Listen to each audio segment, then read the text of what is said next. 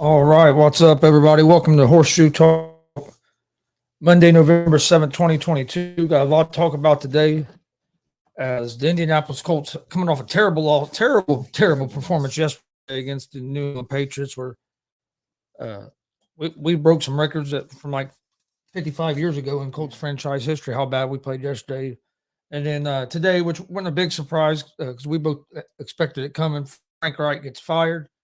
But what was kind of a surprise is who they hired as the interim coach. Yes. New interim coach is Jeff Saturday. So we'll talk about Colts performance yesterday, talk about what to expect with Jeff Saturday taking over.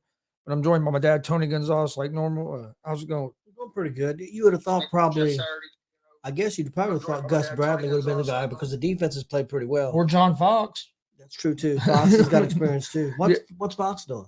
I think he's some kind of consultant or something, Right. but he's been on that staff for a couple of years now. Yeah. He's has coaching head coaching experience, just like Gus Bradley. So you'd have thought one of them. And what makes it going to make it interesting is you fire your offensive coordinator last week, which he didn't call the plays because Frank Reich called him. And now you fire Frank Reich, so who's going to call the plays? The guy that they have as the quarterback coach, he's the only guy they have on the team with experience calling plays, but that wasn't like in the CFL. He's never called plays in the NFL before. Well, hell, I don't see how it can get any worse. Jeff Saturday, only coaching experience he has is high school. Yep, that's true.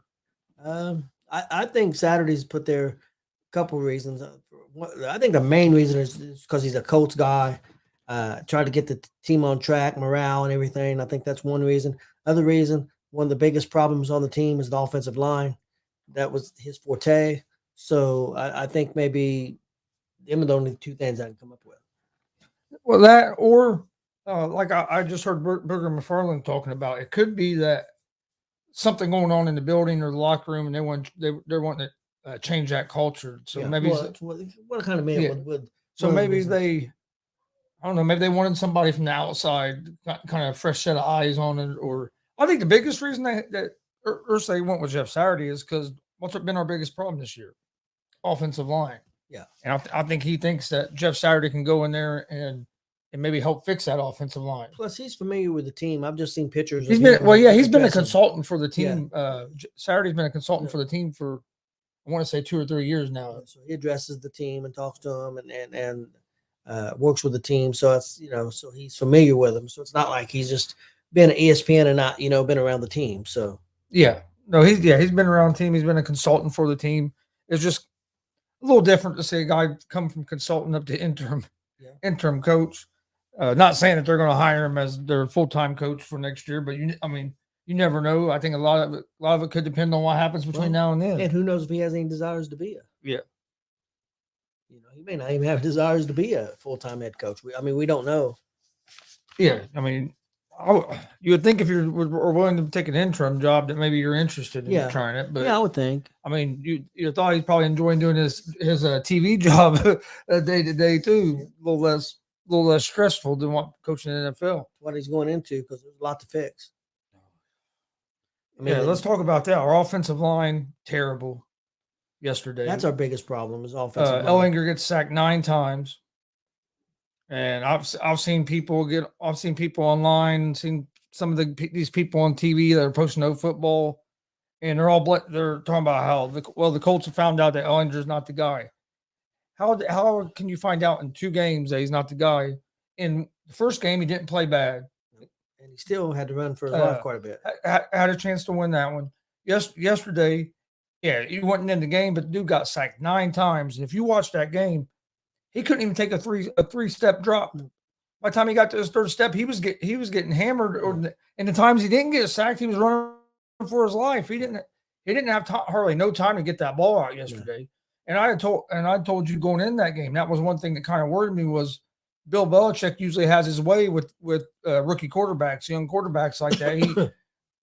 His defense is usually confused the hell out of him. Yeah. But I don't think it was so much that the defense was confusing Ellinger as it was the pass rush was getting there almost on every play. I don't think it's going to make a difference who the quarterback is until they get the offensive line straightened out. You're paying all this money. It'd be different if we knew we was going to have a weak offensive line coming in. But this was supposed to be a top 5 offensive line, if not the best offensive line coming in, what people thought. And it ain't panned out. And I wonder why the offensive line coach is still there. To be honest with you, I mean, that would have been my first person to try to send a message. That would have been the first person who got fired, not the offensive coordinator that got fired a week ago. Yeah, I was kind of surprised on that too. He still has a job. That's you wouldn't think he would still have a job. But yeah, and then well, I mean, the coaches thought they had a great offensive line. The general manager thought they had a great offensive line. They paid all that money.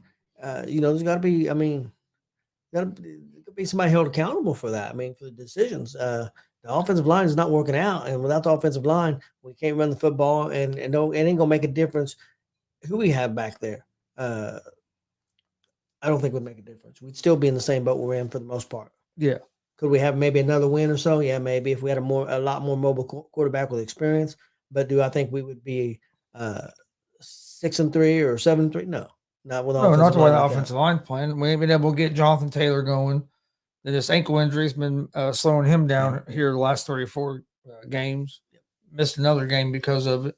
So he hasn't been 100% healthy. Then you got an offensive line that's underperformed.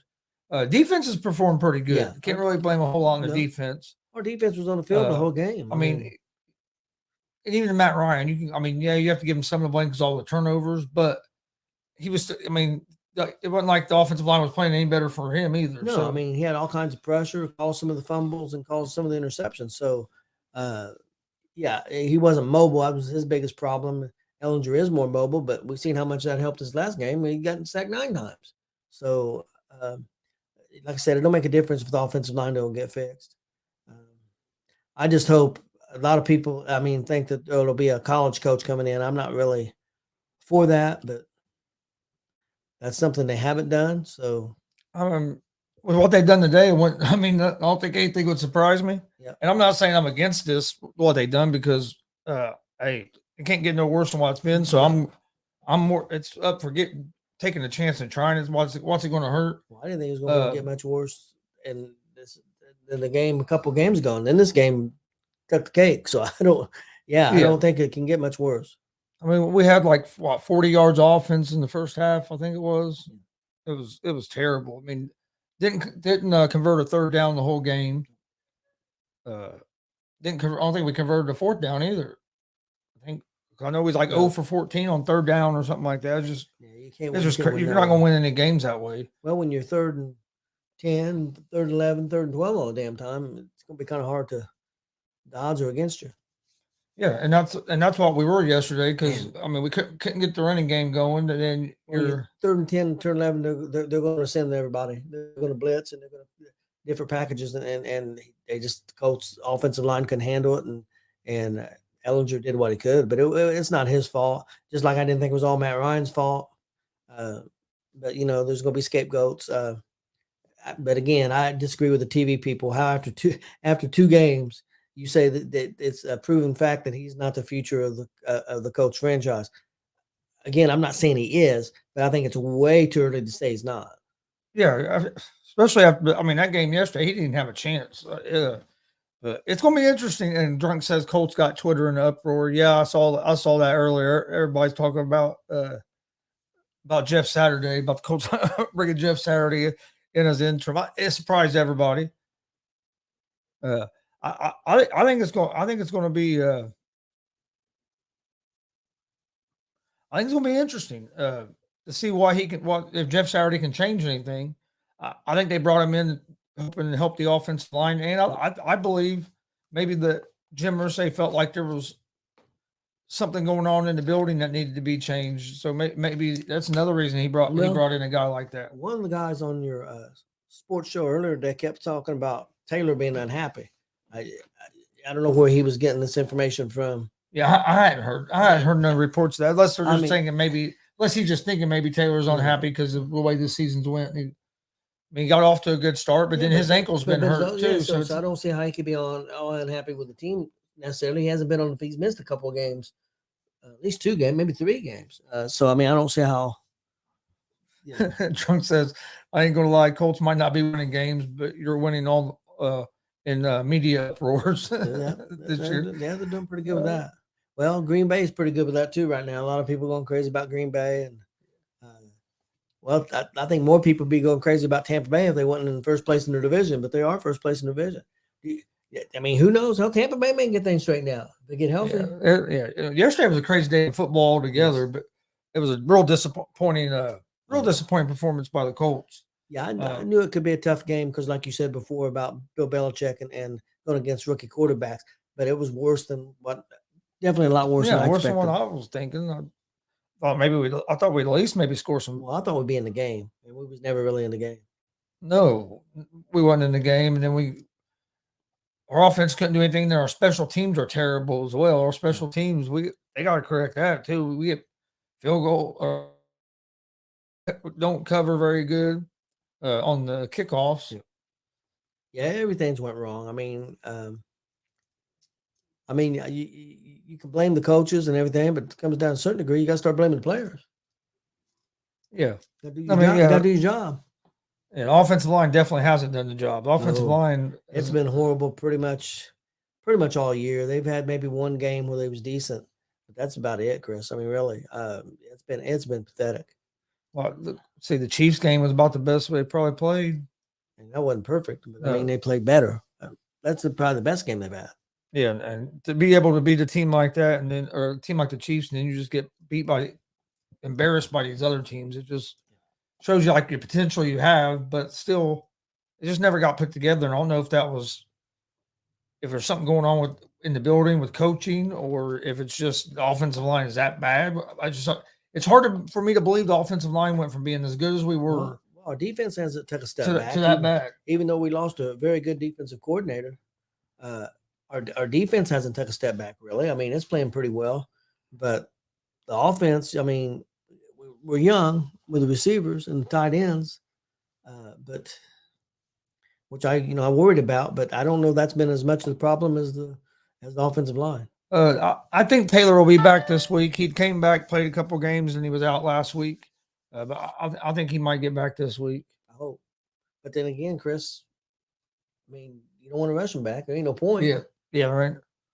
He said the Chiefs game was the only Colts game I fully watched this year. I thought it was only up from there. Yeah, the way they played in that Chiefs game, that's what I thought. Okay, we're fine. We're starting to come together. Maybe that's going to be our game that kind of propels us for the rest of the year. Well, it went totally the other direction since then. We was definitely wrong about that. Went totally the other direction since then. They ain't even been close. But I tell you, we're seeing a lot of holes in a lot of teams. Though we see holes with. If you watched the Chiefs game last night, we see holes with them. Seen holes with Buffalo.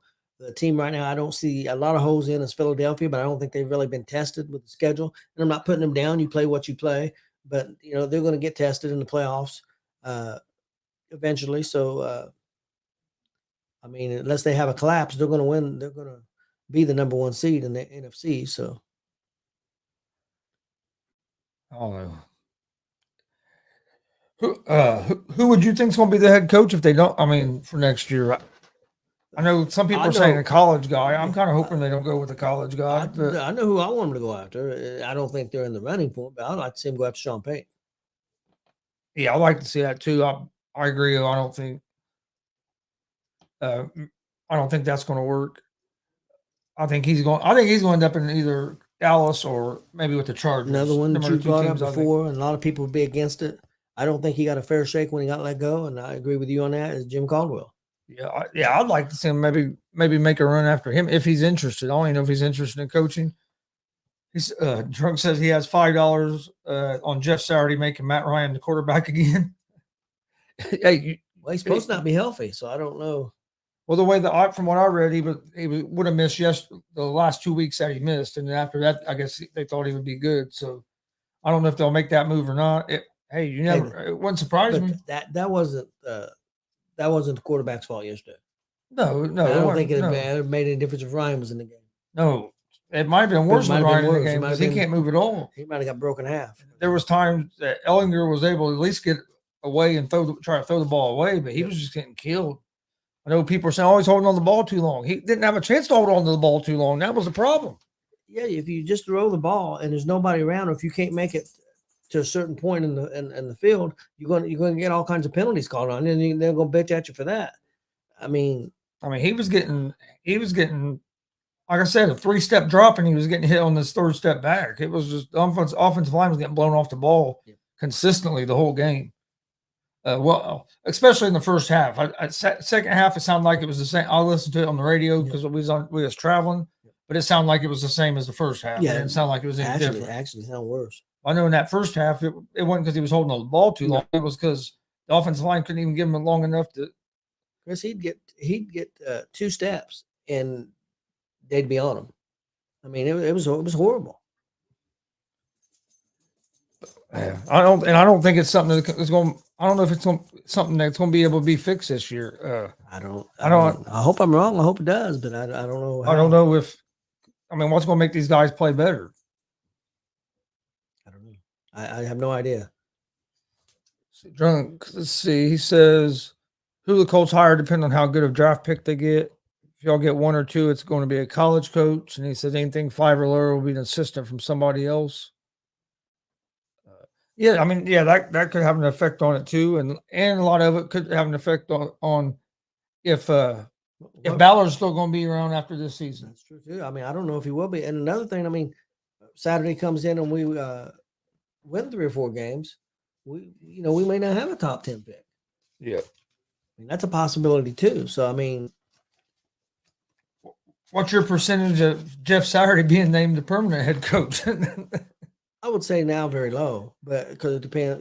I have no expectations of what he can do. Yeah, I mean, you're talking about a guy that coached in high school for 2 or 3 seasons, didn't have a great high school record, but it's hard to put that on the coach in high school too, because he don't have an. It just depends on what kind of how big was the high school you're at. Like you said, he don't have an experienced offensive coordinator. I think you would try to go and find somebody to come in and be offensive. Yeah, that's the other thing that's going to be interesting. Like I said, the only guy we have on our team that's ever called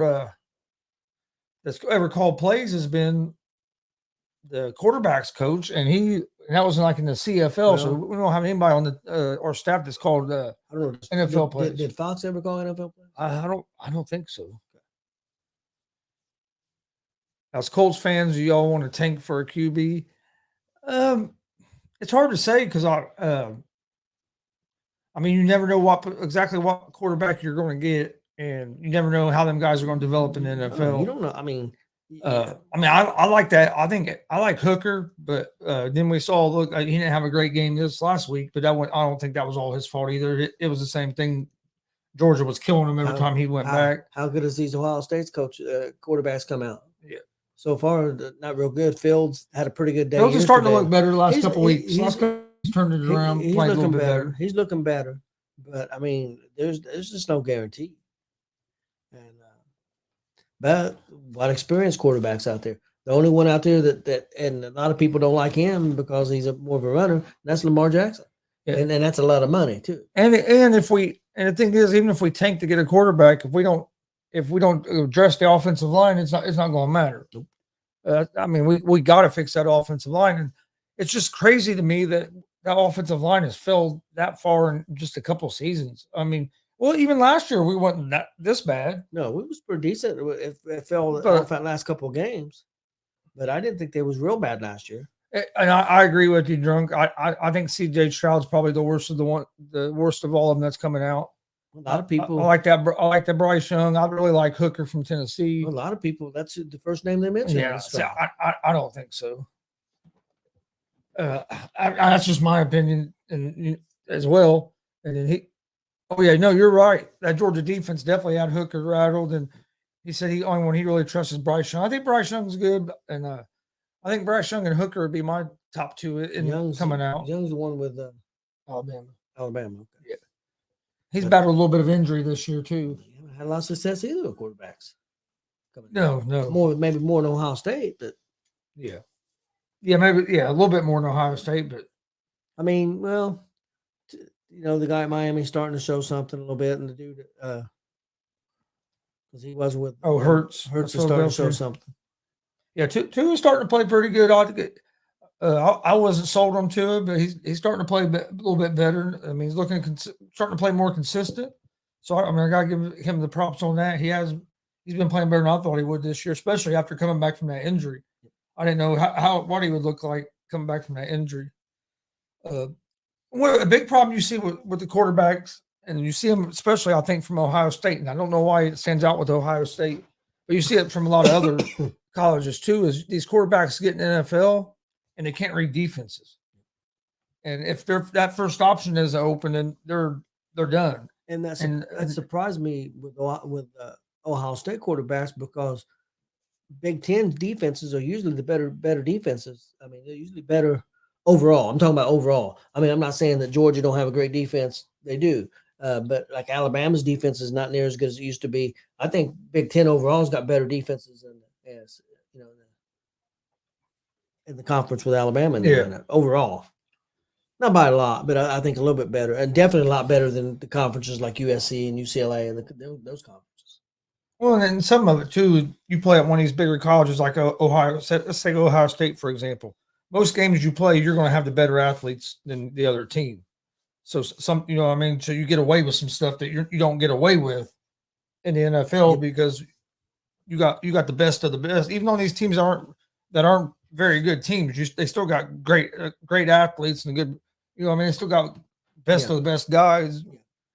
I mean, to make it to the NFL, you're the best of the best in college, pretty much. He said I wasn't sold on Tua either. Mike McDaniel and Tyreek Hill gave him confidence. Yeah, they have. He's playing well. Well, they went and got him a lot of weapons. That helps. I mean, you have real good receivers, and I mean, it's definitely not gonna hurt things. And got an offensive minded head coach. Because he was never Flores never wanted. I mean, Flores never believed in him, and you could tell that's why he would bench him for Fitzpatrick and other things like that. Do you think that's what the Colts go for? Offensive guy, more offensive. I mean, we have supposedly Reich was supposed to be offensive. I would say probably just because that's the side of the ball we really need to fix right now. Defense isn't looking bad, so if we can get somebody to fix that offensive side of the ball, and it starts with that offensive line. I mean, Frank Reich, and you know, I've been critical of him all season about just the way he manages the games. That's what makes me mad. Is he manages the games as offense coordinator instead of a head coach. But I mean, he was like you said, he was supposed to be known as just big offensive guy. Yeah.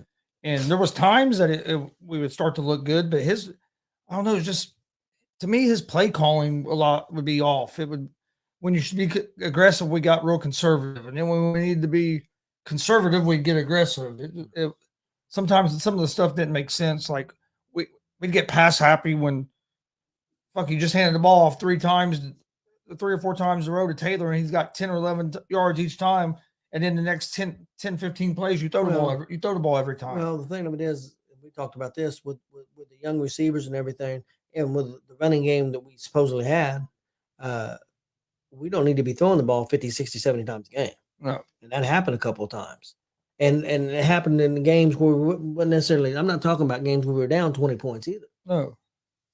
Well, a game that we beat, was it Denver or whatever? They threw like 55 times. Something like that. And then a couple of weeks ago, Taylor only had 10 carries and was averaging 6 yards a carry. Almost 6 yards a carry, and it's like 10 carries. Well, it don't make no sense. In a close game, we only lost 19-10, and we was in the fourth quarter down 16-10, and we're not running the football at all. It didn't make any sense.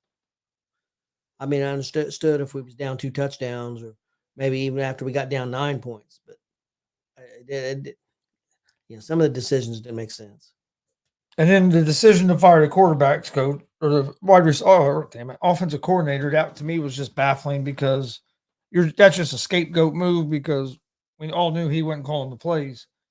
And then to me, if I'm Irsay, if I knew I was going to maybe fire Reich this week, maybe I'd have held on to the offensive coordinator so we had somebody to call plays. Yeah. That's what makes this even more interesting to me. You got the Jeff Saturday effect. You don't know what to expect from him because he don't have the experience.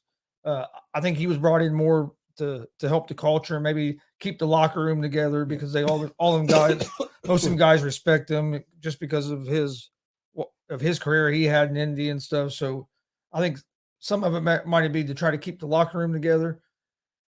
But we don't know really what to expect from that. Then to even throw a wrench in that is who's going to call your plays? Is it going to be this guy that has never called plays in the NFL before with a quarterback that's played 2 games? I mean, that don't seem like you're setting yourself up for success that way. I don't think that he planned on really from last week to this week to firing the coach. I think it was such a horrible performance. Is why he did it. Yeah, I think that, and I don't know. I mean, after you fired the offensive coordinator, then you come out and look like that. It really don't leave you much choice. Because I mean, everybody in the media would have been calling for Frank to be fired. So you've been dealing with all that anyway. So I think he kind of beat him to the punch with that instead of them talking about Frank should be fired. Now they're all talking about Jeff Saturday going from being one of their colleagues to being an NFL coach. But that's even one though thing, if it's interim. But that's one thing most people don't know. He's in the building. He's been that's one thing I don't think people. He's a consultant for the Colts, so he's there. He's been there quite a bit, and he has a relationship with a lot of these guys on this team. So and I think that's the whole reason he ended up getting that they went that or Ursay went that direction is he has a relationship with a lot of these players and stuff, and a lot of these guys respect him because he's in there as a consultant and he talks. He's talked to him and stuff. So I think maybe that he thought maybe Ursay's hoping that's going to maybe boost him morale and that maybe kind of tighten the team up together more. Yeah. But hey, we'll see. I mean, I don't think it could have got much worse. So to me, what's the risk of bringing a guy like Saturday in as an interim coach? Because the worst thing that can happen is we're terrible and we're going to get a high draft pick. Yeah. And the best thing that can happen is he could change something. Right? Yeah. Saturday figure something out, gets everybody together, and we win a few games. And so I mean, either it's basically a win-win situation because we're already where we're at now. We're probably wasn't going to make the playoffs anyway. Yeah, very doubtful. So we got the Raiders coming up, correct? Yes, which was kind of funny because on October 30th, they put a clip up, and Jeff Saturday had put a tweet out about the Raiders looking horrible, and now the Raiders are going to be the first team he coaches against in the NFL. And that's the other thing about the Colts is we have a tough schedule coming up. We don't have it ain't like we have a light schedule in the second half of the season. Our schedule is tough. We still play the Eagles, the Cowboys. Trying to remember who else. We still have the Giants. We still have some tough games. Oh yeah, we do. But we got the Raiders this week. I think I want to say it's a 4:00 game. Pull it up real quick. Wrong button. I'm pretty sure it's a 4:00 game. Get it pulled up here. Yeah, 4:05 against the Las Vegas Raiders. Is that home or Raiders? That is at the Raiders. Okay. Then we come home and play the Eagles. Yeah, it's gonna be rough. Then we go on the road, or no. Then we're at home against the Steelers. On the road at the Cowboys. On the road at the Vikings. Home against the Chargers. On the road at the finish the season at home against the Texans. We got a lot of games against teams with winning records. And yeah, that's what I was saying. We have a tough schedule for the rest of the season. Yep.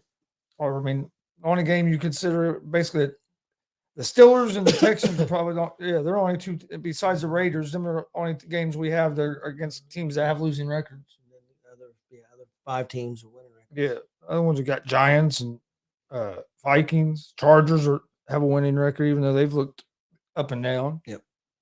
The Eagles, everybody knows, are still undefeated.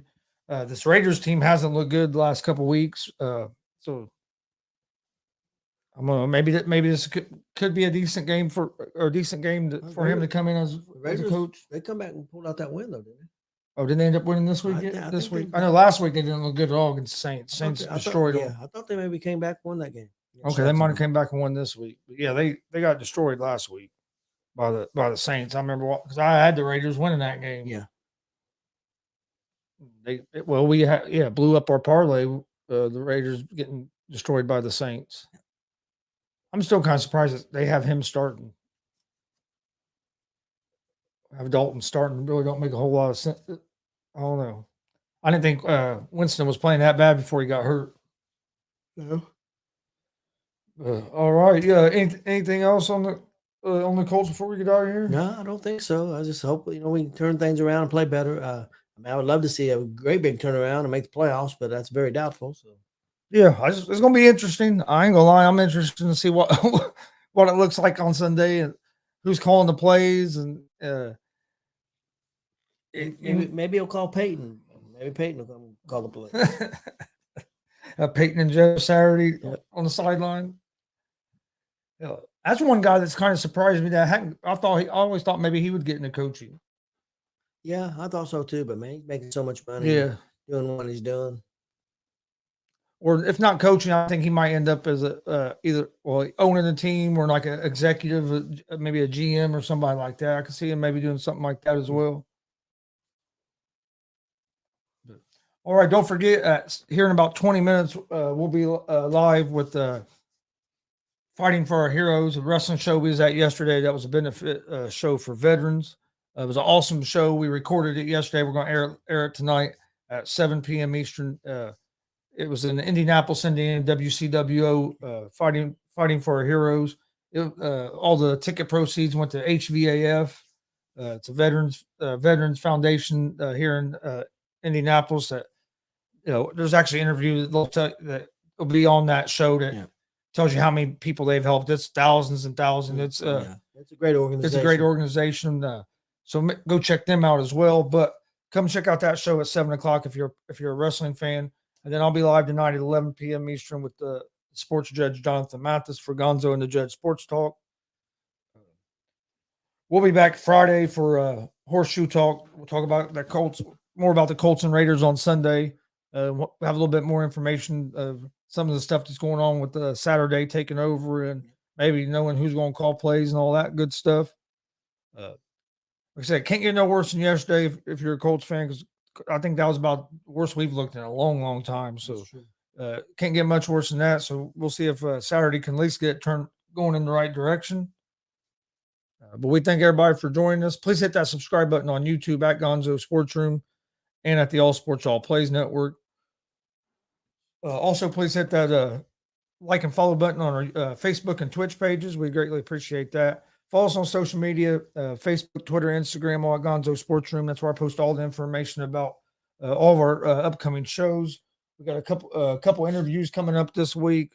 I think we'll probably do a live watch along for the big UFC pay-per-view on Saturday. So I have a couple of wrestling shows coming up this month. So got a lot of stuff going on. But we appreciate everybody's support, and we will see you guys on Friday with another episode of Horseshoe Talk.